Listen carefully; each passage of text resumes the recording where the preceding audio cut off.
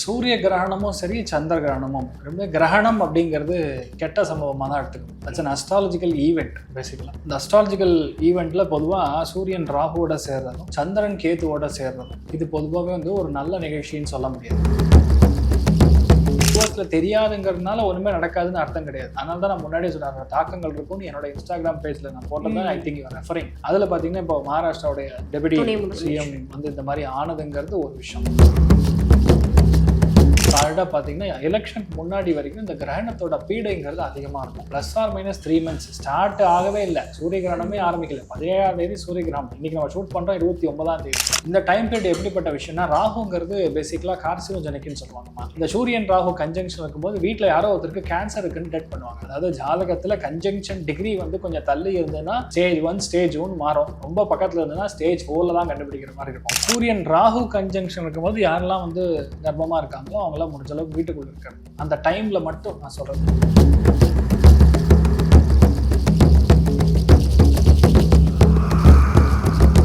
நான் ரவீனா. இன்றைய நேர்காணலில் நம்மோடு இணைந்திருக்கக்கூடிய சிறப்பு விருந்தினர், பலருக்கும் பரிச்சயமான, இவங்க சொன்ன கருத்துக்கள் ஒவ்வொன்றும் அவ்வளவு தெளிவா துல்லியமா இருக்குன்னு சொல்லக்கூடிய ஜோதிட ஆச்சாரியா டாக்டர் ஹரிஷ் ராமன் நம்ம கூட இருக்காங்க. வாங்க நிறைய விஷயங்களை கேட்டு தெரிஞ்சுக்கலாம். சார் வணக்கம். வணக்கம்மா, நமஸ்காரம். எப்படி இருக்கீங்க? நல்லா இருக்கேன் சார். எப்படி இருக்கீங்க? ஆக்சுவலி நான் வந்து இப்போ ஒரு விஷயம் சொன்னேன், நீங்க சொல்லக்கூடிய விஷயம் வந்து அவ்வளவு துல்லியமா இருக்கும் அப்படின்னு. ரீசெண்டாக ஒரு விஷயம் ஓகே இப்படி நடந்திருக்க கூடாது அப்படின்னு எல்லார் மனசும் இயங்குது. ஆனால் வந்து நீங்கள் இதுக்கு முன்னதாகவே உங்களோட இன்ஸ்டா பேஜில் போட்டிருந்தீங்க. என்ன அப்படின்னா, சில பொலிட்டிக்கல் ரீடர்ஸ் வந்து ஃப்ளைட் ஆக்சிடெண்ட்டை சந்திப்பாங்க, இந்த மாதிரி நிறைய பிரச்சனைகள் வரும் அப்படின்னு சொல்லியிருந்தீங்க. அந்த விஷயம் இப்போ நடந்திருக்குது. ஸோ இந்த மாதிரி இன்னும் ஏதாவது பிரச்சனைகள் நடக்குமா? இந்த சூரிய கிரகணத்தினால தான் இந்த தாக்கம் இருக்கா சார்? அர்த்திகல்பித கல்போயம் பிரத்யர்த்தி கஜகேசரி வியாச தீர்த்த குருர் பவ்யா தஸ்மதிஷ்டார்த்த சித்தையே. ஃபுல்லான் பக்தி நேயர்களுக்கு வணக்கம், நமஸ்காரங்கள். சூரிய கிரகணமும் சரி, சந்திர கிரகணமும் ரொம்ப கிரகணம் அப்படிங்கிறது ஒரு கெட்ட சம்பவமாக தான் எடுத்துக்க முடியும். That's an astrological event. பேசிக்கலாம் இந்த அஸ்ட்ராலஜிக்கல் ஈவெண்ட்ல பொதுவாக சூரியன் ராகுவோட சேர்றதும் சந்திரன் கேத்துவோட சேர்றதும் இது பொதுவாகவே வந்து ஒரு நல்ல நிகழ்ச்சின்னு சொல்ல முடியாது. நான் பாம்பு கிரகங்கள்னு சொல்லுவோம், சாயா கிரகங்கள்னு சொல்லுவோம். அதுல போய் ராகு வந்து சூரியனை சாப்பிட்டுருவார், அதே மாதிரி சந்திரனை கேத்துவை சாப்பிட்டுருவார். இந்த மாதிரி இருக்கும்போது சாப்பிட்டுவார்னா இட் இஸ் நாட் ரியலி சாப்பிட்றது கிடையாது. அதுக்குள்ள ஃபுல்லா எங்கல் ஃபேன், அந்த ஷேடோக்குள்ள போயிட்டு வெளியே வரும்போது பார்த்தீங்கன்னா ஆரஞ்சு கலர்ல கருப்பா அப்படியே வெளியே வரும். அப்போ வந்து ராகு கேத்துலுங்கிற சாயா கிரகங்கள், நிழல் கிரகங்கள், பாவ கிரகங்கள் மேல அந்த சூரியனாக இருக்கக்கூடிய, அதாவது சமஸ்தமா மண்டலத்துல பார்த்தீங்கன்னா நவகிரகங்களுடைய லீடரே பார்த்தீங்கன்னா சூரியன் தான். அவரு போய் இவ்வளோ அளவுக்கு ஒரு சாயா கிரகத்துல மாட்டும் போது சூரியனுக்குரிய காரகத்துவத்தில் இருக்கக்கூடிய அத்தனை பேருக்கும் பாதிப்பு வரும். சிம்பிள்மா, கும்பத்துல இந்த மாதிரி ஒரு கன்ஜங்ஷன் இப்ப நடக்க போறது. வரக்கூடிய பிப்ரவரி மாதம் 17ஆம் தேதி மத்தியானம் 3:26 7:56 வரைக்கும் இந்தியால தெரியாது, ஆனா அதோடைய தன்மைகள் தாக்கங்கள் இருக்கும். அதே மாதிரி பாத்தீங்கன்னா ஃபாரின்ல மெயினா யூஎஸ் மாதிரி, கலிபோர்னியா மாதிரி, அதே மாதிரி யூரோப்பியன் நேஷன்ஸ்லாம் அதிகமான ஒரு விஷயங்கள் நடக்கும். இப்ப யூஎஸ்ல தெரியாதுங்கிறதுனால ஒண்ணுமே நடக்காதுன்னு அர்த்தம் கிடையாது. அதனால தான் நான் முன்னாடியே சொன்னேன், தாக்கங்கள் இருக்கும்னு என்னோட இன்ஸ்டாகிராம் பேஜ்ல நான் போட்டதான் I think you are referring. அதுல பாத்தீங்கன்னா இப்போ மகாராஷ்டிராவுடைய டெபுட்டி சிஎம் வந்து இந்த மாதிரி ஆனதுங்கிறது ஒரு விஷயம்.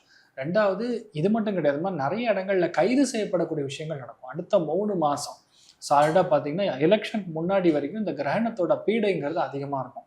Plus or minus 3 months start ஆகவே இல்லை. சூரிய கிரகணமே ஆரம்பிக்கல. 17ஆம் தேதி சூரிய கிரகணம். இன்னைக்கு நம்ம ஷூட் பண்றோம் 29ஆம் தேதி. 10 நாள் 15 நாள் முன்னாடியே இந்த மாதிரி விஷயங்கள் நடக்குதுன்னா ப்ளஸ் 3 monthsக்கு அடுத்த சந்திர கிரகணம் வருது 3ஆம் தேதி மார்ச். அது இதோட வலிமை ஜாஸ்தியா இருக்கும். சூரியனுடைய வீட்டிலேயே கன்ஜங்ஷன் இருக்கு. அதனால பல அரசியல்வாதிகளுக்கு கண்டம் உண்டு.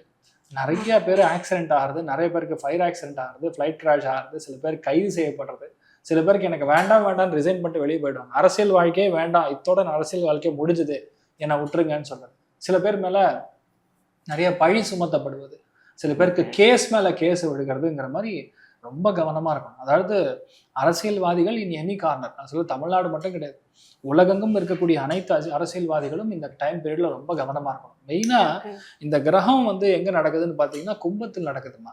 17ஆம் தேதி இந்த மாதிரி ஒரு கிரகணம் கும்பத்தில் நடக்கிறதுனால பொதுவா பார்லிமெண்டரி அட்டாக் கூட ஆறக்கான வாய்ப்புகள் இருக்கு. இல்லைன்னா மெயினான எம்பி யார் இருக்காங்களோ அவங்களுக்கெல்லாம் பாதிப்புகள் ஆறுது. அதே மாதிரி எம்எல்ஏஸ் யார் இருக்காங்களோ அவங்களுக்கு ப்ராப்ளம்ஸ் ஆகுது. இன் ஜென்ரல் பியூரோக்ராட்ஸ் யார் இருக்காங்களோ அவங்களுக்கு ப்ராப்ளம்ஸ் ஆகுது. வெளியுறவுத்துறை சம்பந்தப்பட்டது அவங்களுக்குலாம் சில பிரச்சனைகள் வர்றது. பிரச்சனைகள் இன் வேரியஸ் ஃபார்ம், அசம்பாவிதங்களா இருக்கலாம், கண்டங்களா இருக்கலாம், இல்லை தேவையில்லாத சர்ச்சைகளில் மாட்டலாம், ஆடியோ வீடியோ சம்மந்தப்பட்ட டேப்ஸ்லாம் வெளியே வரலாம், அவங்கள பற்றி ரொம்ப மோசமாக எல்லாரும் எழுதுறது, பயங்கரமாக இந்த மாதிரி நெகட்டிவான விஷயங்கள் நடக்கும். ஆனால் மோரார்ஸ் என்ன பார்த்தீங்கன்னா, இந்த சமூகம்னு சொல்லுவோம், அதாவது என்ஜிஓ, பெரிய பெரிய தொண்டு நிறுவனங்கள், இந்த மாதிரி பெரிய பெரிய தான தர்மங்கள் செய்யக்கூடிய நிறுவனங்கள் இல்லையா, பெரிய ஒரு பார்லிமெண்ட் மாதிரி கிளப்பு, இதுலலாம் வந்து பயங்கரமான தீ விபத்து, அசம்பாவிதம் இதெல்லாம் நடக்கும். அதுக்கும் மேலே பார்த்தீங்கன்னா சேலம், நாமக்கல், திருச்சி இந்த ஏரியாவில் இருக்கக்கூடிய ஃப்ளைட்ஸ் சம்மந்தப்பட்ட விஷயங்களில் பாதிப்புகள் ஏற்படக்கூடிய வாய்ப்புகள் இருக்குது. ஏர்போர்ட்டில் பாதிப்புகள் ஏற்படக்கூடிய வாய்ப்புகள் இருக்குது. பஸ் ஸ்டாண்ட்ஸு இந்த மாதிரி இடங்கள்லாம் அதிக பாதிப்புகள். மெயினாக அரசு கட்டிடங்கள், அரசு நிலங்கள் இதுலலாம் வந்து பிரச்சனையாகக்கூடிய வாய்ப்புகள் வந்து ரொம்ப அதிகமா இருக்குமா மெயினா. இதோடைய தன்மைகள் வந்து நிறைய நாடுகள்லயும் பிரதிபலிக்கும். பாத்தீங்கன்னா இப்ப நம்ம வந்து சிசிலி அதில் மென்ஷன் பண்ணிருக்கோம் அந்த இன்ஸ்டாகிராம் போஸ்ட்ல. சிசிலியில பாத்தீங்கன்னா எவ்வளவு அளவுக்கு ஒரு சூறாவளி நடந்து ஒரு பனிச்சரிவுகள் பார்த்தீங்கன்னா லடாக்ல இதெல்லாம் வந்து இவ்வளோ அளவுக்கு பிரச்சனை கொடுக்கறதுங்கிறது ஆல்ரெடி முன்னாடி கணிச்சு போட்டிருந்தோம். இதெல்லாம் ஒண்ணுமே கிடையாது, அடுத்த 3 மாசம் தான் பெருசா பாதிப்புகள் கொடுக்குங்கிறது தான் என்னுடைய கணிப்பு. ஓகே. ஸோ இந்த பாதிப்பு அப்படின்றது உலக அளவில் வந்து நிறைய விஷயங்களை சந்திக்க இருக்குது அப்படின்றீங்க.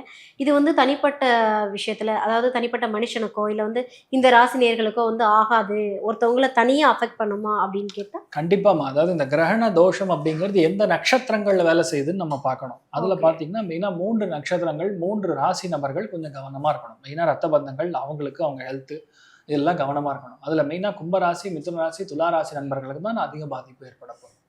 அதுல அவிட்டம், மிருகசீரிஷம், சித்திரை இந்த நட்சத்திரங்கள்ல பிறக்கிறவங்க கண்டிப்பா சாந்தி பரிகாரங்கள் செய்து கொள்ள வேண்டும். ருத்ராபிஷேகம் செய்யணும், சிவனுக்கு அபிஷேகம் செய்து அங்க இருக்கக்கூடிய வேதம் படித்த பிராமணர்களுக்கு தான தர்மம் செய்து பச்சரிசி, வாழைக்காய், வெல்லம் இதெல்லாம் கொண்டு போய் தானம் பண்றது பெரிய அளவுக்கு மாற்றத்தை கொடுக்கும். மெயினா ஓகே, என்னென்ன மாதிரியான விஷயங்கள்ல கவனமா இருக்கணும், என்னென்ன மாதிரியான பாதிப்புகள் இந்த 3 ராசிகள்ல பறக்கக்கூடிய நபர்கள் பொதுவா வந்து வண்டி வாகனங்கள்ல போகும்போது கவனமா இருக்கணும். மொட்டை மாடியிலிருந்து கீழே குதிக்கிறது, பங்கி ஜம்பிங் பண்றது, ஃப்ளைட்ல போறது, இந்த மாதிரி விஷயங்கள்லாம், அதாவது விமான விபத்து, பாராசூட்டு, பேராகிளைடிங், புரியுதா, அந்த ஹைட்ஸ்ல கிரெயின் மேல ஏறி வேலை செய்யறது, இல்ல மேல இருந்து அப்படியே ஏதாவது சரி பண்றது, இதெல்லாம் வந்து கொஞ்சம் கவனமா பார்த்துக்கணும். ரத்த பந்த உறவுகள்ல நிறைய பேருக்கு ஹார்ட் சம்பந்தப்பட்ட பிரச்சனைகள் ஏற்படலாம். வீட்டுல பாட்டி தாத்தா இருந்தா அவங்களுக்கு கண்டங்கள் ஏற்படலாம்.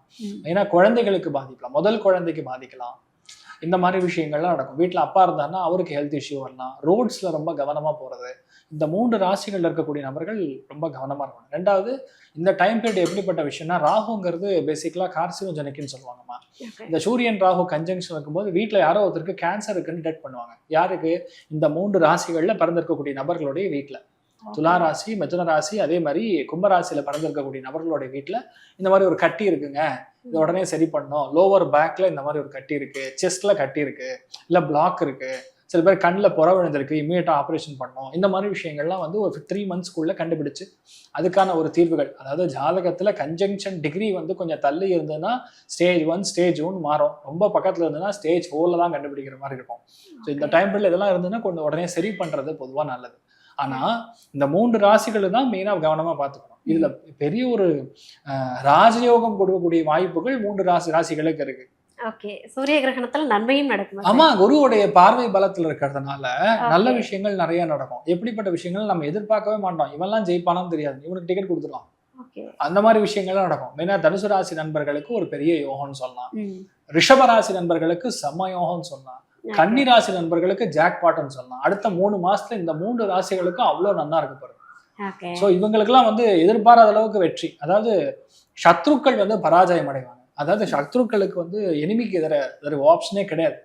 யார் எதிரியா இருந்தாலும் சரி அவங்களை அப்படியே மண்ணை கவர மாதிரி விஷயங்கள்லாம் கண்டிப்பா நடக்கும். அதனால கன்னி ராசி, ரிஷப ராசி, தனுர் ராசி நண்பர்களுக்கு சரியான ஒரு பாசிபிலிட்டிஸ் வந்து இந்த 1 மாசத்துலயே நடக்கும். Hartley 1 month. பிப்ரவரி 17ஆம் தேதி இந்த கிரகணம் நடக்குதுமா. பிப்ரவரி 9ஆம் தேதியிலிருந்து ஆரம்பிச்சிடும் இவங்களுக்கு அதுக்கான யோகம். ஓகே, இந்த சூரிய கிரகணத்தினால இப்போ வந்து நன்மைகளும் நடக்குது அப்படின்றீங்க. ஆனால் நீங்கள் வந்து பொதுவாக உலகத்துக்கு சொல்லும்போது நிறைய இன்னல்களை சந்திப்பாங்க அப்படின்னு சொன்னீங்க இல்லையா? அதுவும் மெயினாக வந்து பொலிட்டீஷியன்ஸ் சொல்லியிருந்தீங்க. ஸோ அப்படி இருக்கும்போது இவ்வளோ பிரச்சனையை பார்த்ததுக்கப்புறம் அவங்களுக்குள்ள ஒரு பயம் வரும்ல, ஐயோ அப்போ நம்ம எப்படி வந்து ப்ரொடெக்ட் பண்ணிக்கிறது? ஸோ அப்போ இந்த சூரிய கிரகணம் டைம்ல நம்ம என்னெல்லாம் வழிபாடு எடுத்துக்கிட்டா வந்து நல்லா இருக்கும் அப்படின்னு மெயினாக நான் சொல்றது, கர்ப்பிணி ஸ்திரீகள் கொஞ்சம் பார்த்துக்கணும்.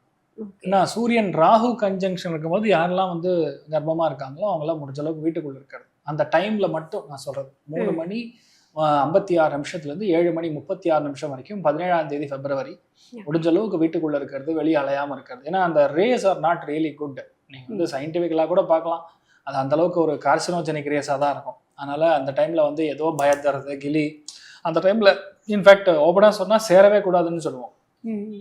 அதில் பிறக்கக்கூடிய குழந்தைகள் மோஸ்ட்லி மைண்டு ப்ராப்ளம் இருக்கக்கூடிய குழந்தைலாம் பிறப்பாங்க. அதனால் அதிலலாம் கொஞ்சம் பார்த்துக்கணும். ஆனால் தனி மனித ஜாதகத்துக்கு இது பெரிய அளவுக்கு வேல்யூ. கோச்சார பலன்கள் வந்து 50%க்கு மேலே நடக்கும் இந்த சூரிய கிரகணத்துக்கு. நார்மலாக பலன்கள் 35-40 டச் ஆனாலே பெரிய விஷயம். ஆனால் கிரகணத்துக்கு மட்டும் கெட்டதுக்கு மட்டும் 50%க்கு மேலே டச் ஆகும். அதனால எல்லாரும் மெயினாக சின்னதாக ஜுரம் வருமா, தொண்டை வந்து கட்டிக்கும், ஒரு வாரம் வச்சும் அதில் வந்து மாத்திரை போடுவோம், சரியாகாது. இதெல்லாம் பொதுவாக நடந்துட்டு இருக்கும் பேசிக்காக. அதனால உலக அளவில் பார்க்கும்போது இட்ஸ் பேசிக்கலி முண்டேன் அஸ்ட்ராலஜி. அது உலக அளவில் சில விஷயங்கள் மாறுபடுங்கிறது உண்மை. ஆனால் தனி மனிதனுக்கு பார்க்கும்போது அதனுடைய லக்னங்கள் தான் அதிகமாக பாதிக்கப்படும். ஸோ அந்த லக்னம் என்னவா இருக்கும், ஃபார் எக்ஸாம்பிள் தனுசு லக்னமாக இருந்தால் செம்மையாக இருக்கும், கன்னி லக்னமாக இருந்தால் ரொம்ப நல்லா இருக்கும், ரிஷப லக்னமாக இருந்தால் அவங்களுக்கு பெரிய ஆஃபர்லாம் வரும் இப்போ. ஸோ இதெல்லாம் வந்து ஒரு பாசிட்டிவான ஒரு ட்ரைட்டில் நம்ம பார்க்க முடியும். ஒருவேளை துலா லக்னமாக இருக்கீங்க, இல்லது நீங்கள் வந்து மிதுன லக்னமாக இருக்கீங்க, கும்ப லக்னமாக இருந்தீங்கன்னா மெயினாக ஹெல்த் பார்த்துக்கணும், உங்கள் ஹெல்த்தே பார்த்துக்கணும். ஓகே சார், இந்த சூரிய கிரகணத்துடைய தாக்கம் அப்படின்றது எவ்வளோ நாளைக்கு இருக்கும்? 3 months மினிமம். அதாவது ஆரம்பித்த நாள்லேருந்து 3 months. இப்போ சூரிய கிரகணம்னா உடனே சந்திர கிரகணம் வரும். சூரிய கிரகணம் இந்தியாவில் தெரியாது, ஆனால் பிரபாவம் இருக்கும், அதுக்கான தாக்கங்கள் இருக்கும். சந்திர கிரகணம் 100% இந்தியாவுக்கு வேலை செய்யும், இந்தியாவில் தெரியும். அப்போ அதோடைய வேல்யூ வந்து ஜாஸ்தியாக இருக்கும்னு சொல்லலாம். 3ஆம் தேதி மார்ச் அது வரப்போகுது.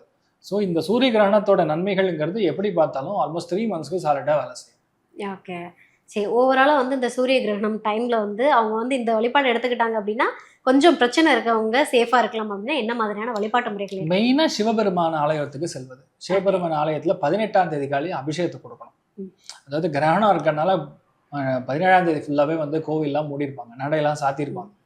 18ஆம் தேதி புண்ணியாக வாச்சனம் பண்ணிட்டு அந்த கோவிலில் போய் நீங்கள் அபிஷேகத்தை கொடுக்கலாம், சிவனுக்கு அபிஷேகத்தை கொடுக்கலாம். அதே மாதிரி அங்கே இருக்கக்கூடிய பிராமணர்களுக்கு, மெயினாக வேதம் படித்த பிராமணர்களுக்கு நீங்கள் தான தர்மம் செய்யலாம். எந்த மாதிரி தானம் சொன்ன மாதிரி பச்சரிசி, வாழைக்காய், வெல்லம், அதுக்கப்புறம் இந்த தட்சிணை ஏதாவது 101 ரூபா மினிமம் நீங்கள் தானம் பண்ணும்போது உங்களுக்கு அந்த கெட்ட விஷயங்கள் வந்து கிளியர் ஆகும். ஏன் கிளியர் ஆகும்னா சூரியன் அப்படிங்கிறது காயத்ரி ஜபத்தோட மூலம். அதனால காயத்ரி ஜபம் செய்யக்கூடிய பிராமணர்கள், அதான் சொல்றேன், வேதம் படித்த பிராமணர்கள் கொடுக்கும்போது அது வந்து ஸ்வாகா ஆகிற மாதிரி. அதாவது அந்த நீங்க சாப்பிட்டோன்னா உள்ள போய் செரிமானம் ஆகுதுல, அது ஜீரணிக்கக்கூடிய சுபாவம் பிராமணனுக்கு உண்டு, அது வேதம் படித்த பிராமணனுக்கு உண்டு. அதனால நீங்க அதை கொடுக்கும்போது அவர்களுக்கு போகும்போது நமக்கு பிரச்சனைகள் சால்வ் ஆகும். இப்போ நம்ம எப்படி ஒரு கேஸ் ஒன்று ஓடிட்டு இருக்குன்னா நம்ம போய் வாதாட முடியாது, ஒரு அட்வொகேட்டை வச்சு வாதாடுறோமோ அதுக்கான பிராப்தம் அப்படி. அதனால எல்லாருக்குமே இது நல்லது நடக்கணுங்கிறதுக்காக இந்த ஒரு வீடியோவை நம்ம பகிர்றோம். Super sir, super.